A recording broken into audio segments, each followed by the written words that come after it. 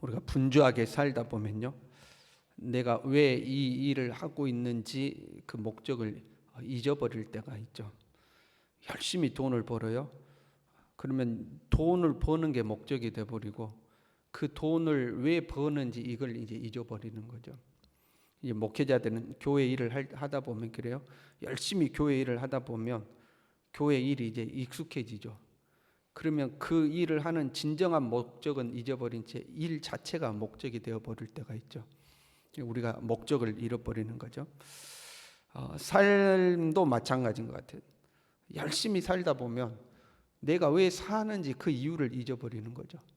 사는 것 자체가 목적이 되어버리는 거죠. 그냥 사는 거죠. 근데 그 삶을 왜 사느냐, 이것을 잊어버릴 때가 있는 거죠. 그걸 기억해야 되는데, 오늘 본문의 말씀은 이 상당히 역사적으로 세밀한 그 애언입니다. 그 역사가 이루어져 가는 과정은 아주 너무 세밀하게 애언돼 있어서 어떤 학자들은 이거 나중에 쓴 거 아니냐, 후대에 기록한 거 아니냐 싶을 정도로 상당히 아주 디테일한 내용들이 기록되어 있습니다. 잠깐만 살펴보면요, 2절에 보면 바사에서 새 왕들이 일어날 것이요 이렇게 되어 있어요. 바사의 첫 번째 왕이 고레스잖아요. 고레스의 뒤를 이은 세 명의 왕을 이야기하는 겁니다. 캄비세스, 스메르디스, 다리오 1세 이제 이렇게 이어지거든요. 그 다음에 넷째는 그들보다 심히 부요할 것이다 이렇게 되어 있습니다. 그 넷째가 에스더서에 나오는 아하수에로를 이야기하고 있습니다. 세상 역사에서는 크세르크세스죠. 심히 부유하고 강한 왕이었습니다. 이가 헬라 왕국을 칠 것이며 이렇게 되어 있죠. 그래서 원래 이제 자기 아버지 다리오 1세가 헬라 제국을 공격하거든요. 그런데 그 마라톤 전투, 우리가 알고 있는 마라톤 전투라고 불리는 그 전투에서 다리오 1세가 패합니다. 그러니까 아버지가 했던 그 일이 이 아하수에로 물려진 거죠. 아버지가 이루지 못한 일을 내가 하겠다 하고 이 아하수에로가 헬라 제국을 다시 공격합니다. 그리스 대부분 지방을 점령하고 아테네 도성을 이제 잿더미로 만들죠. 그런데 이제 살라미스 해전에서 대패를 하고 이제 다시 본국으로 돌아갑니다. 그 뒤로 이 바사 제국은 내리막길을 걷게 됩니다. 페르시아 제국이죠. 페르시아 제국. 성경에서는 바사 제국으로 나옵니다. 그 다음에 이제 3절에 보면 장차 한 능력 있는 왕이 일어나서 알렉산더를 이야기하고 있습니다. 4절에는 그의 나라가 갈라져 천하 사방이 나누일 것이나 그의 자손에게로 돌아가지 아니할 것이다 이렇게 돼 있거든요. 알렉산더가 갑자기 죽는다고 말씀드렸잖아요. 알렉산더가 죽은 뒤에 그의 두 아들도 다 살해당하죠. 그의 나라가 그의 후손에게로 돌아가지 않을 것이다 이렇게 돼 있잖아요. 그리고 나라는 네 개로 이제 나뉘어지게 됩니다. 5절부터는 이제 남방의 왕들과 북방 왕의 이 내용들이 나옵니다. 남방 왕, 북방 왕의 이야기가 나오는데 알렉산더 이후에 나라가 네 개로 나눠졌는데 그 중에 이제 두 개 나라죠. 북쪽에는 셀류쿠스 왕조, 남쪽에는 톨레미 왕조. 이 두 왕조가 계속해서 갈등하며 이제 싸우는 내용들이 기록되어 있습니다. 6절에 이렇게 돼 있어요. 몇 해 후에 그들이 서로 단합하리니 곧 남방 왕의 딸이 북방 왕에게 가서 화친하리라 이렇게 돼 있죠.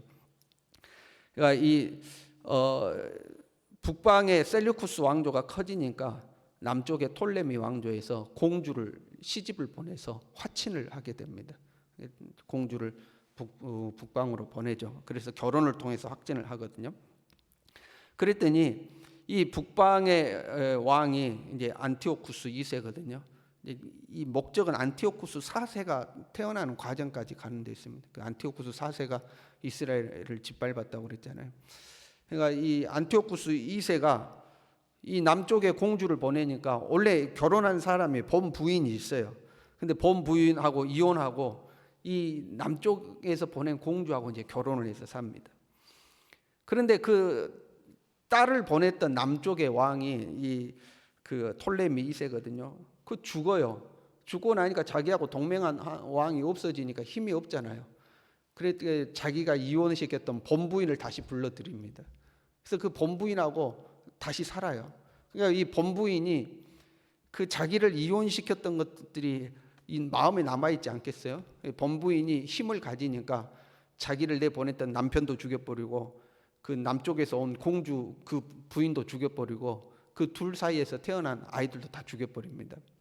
그 내용이 지금 성경에 기록되어 있는 거예요. 그 공주를 데리고 온 자와 그를 낳은 자와 그때 도와주던 자가 다 버림을 당하리라 이렇게 되어 있죠. 이제 다 죽임을 당하는 거예요. 그러니까 이 남쪽에 있던 이제 남쪽에 톨레미 2세가 죽고 그 아들 톨레미 3세가 이제 왕이 되거든요. 그러면 북쪽에 보냈던 공주의 오빠입니다. 오빠가 되는 거죠. 그러니까 자기 여동생을 이제 그렇게 죽이니까 복수를 하는 거죠.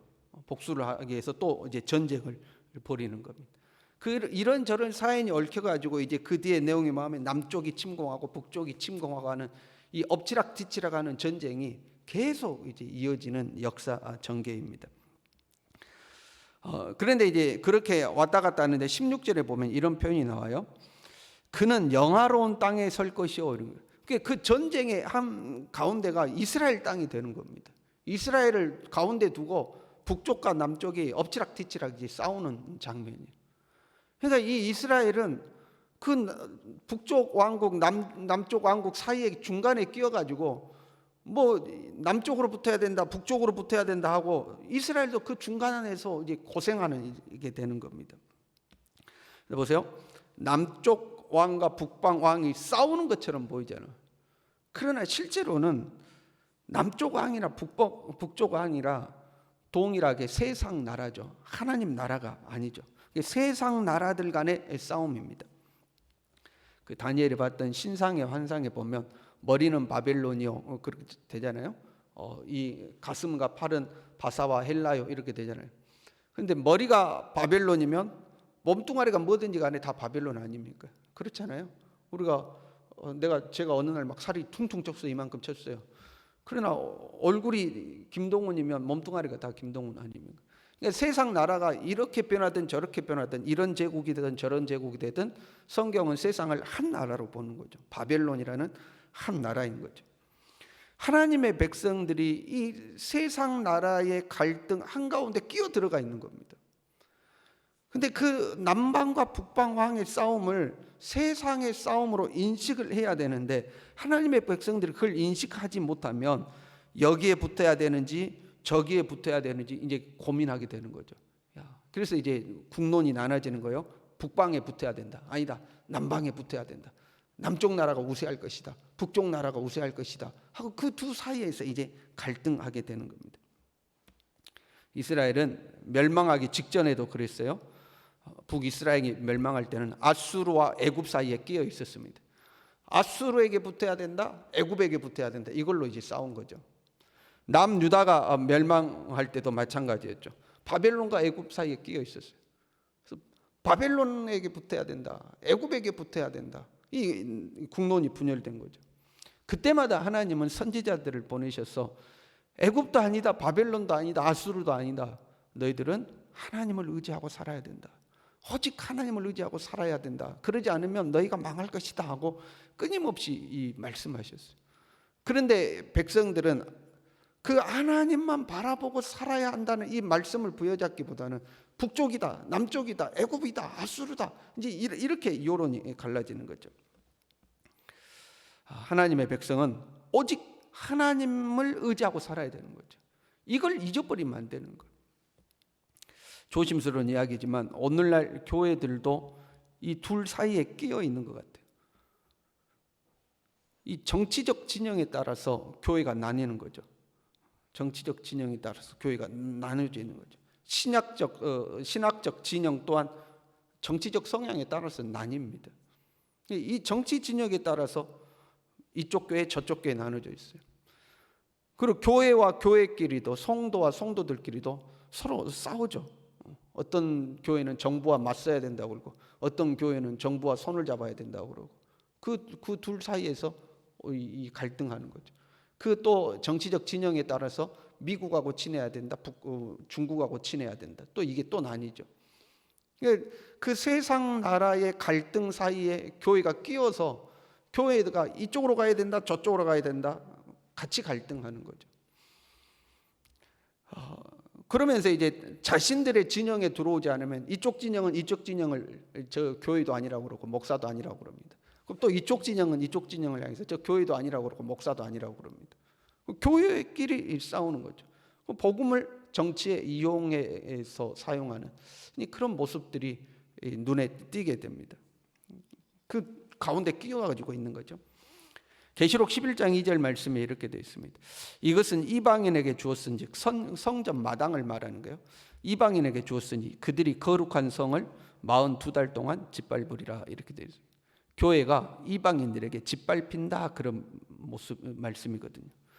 지금이 그렇지 않은가 이런 생각을 해요. 세상이 실제로 교회에 침투해서 교회를 짓밟는 거, 그것보다도 세상에 의해서 교회가 이리저리 흔들려 버리는 거죠. 그것 자체가 짓밟히는 거죠.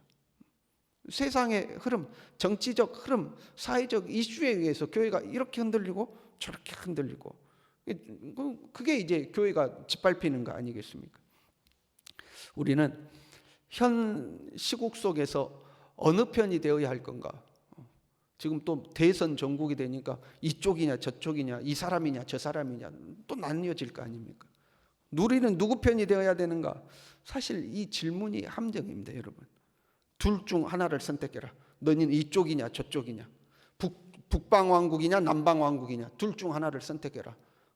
바벨론이냐 애굽이냐, 둘 중 하나를 선택해라. 여러분, 이 질문 속에 함정이 있는 겁니다.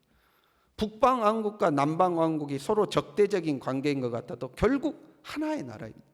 세상 나라 바벨론인 거죠. 이쪽 진영과 저쪽 진영이 서로 싸우는 것 같아도 하나님 편에 볼 때는 결국 하나인 겁니다. 그런 세상인 겁니다. 우리는 오직 하나님을 의지하며 살아가는 하나님의 백성들인 겁니다. 우리는 하나님의 나라를 위하여 사는 사람들이지 세상 나라를 위하여 사는 사람들이 아니죠. 여당이냐 야당이냐, 우리는 그런 거 아니에요. 우리가 이 땅에 존재하는 목적을 상실해 버리면 세상의 큰 흐름에 우리도 그냥 휩쓸려 가는 거예요. 그것이 무엇인지도 모르고 둘 중에 하나를 선택하라는 거예요, 우리에게. 그럼 너는 이쪽 편이냐 저쪽 편이냐 이러는 거죠. 그 질문 자체가 함정이죠. 우리는 이쪽도 아니고 저쪽도 아니에요. 북방도 아니고 남방도 아니에요. 오직 우리는 하나님의 나라를 위하여 살아가는 하나님의 백성들인 겁니다. 여러분, 삶에서 속아서는 안 돼요. 이쪽이냐 저쪽이냐 둘 중 하나를 선택하라고 할 때가 있어요. 그게 뭐 정치 진영 이런 문제를 떠나서 우리의 모든 삶 가운데서 우리에게 너는 이거냐 저거냐 둘 중 하나를 선택해 하고 우리에게 요구하는 상황이 있습니다.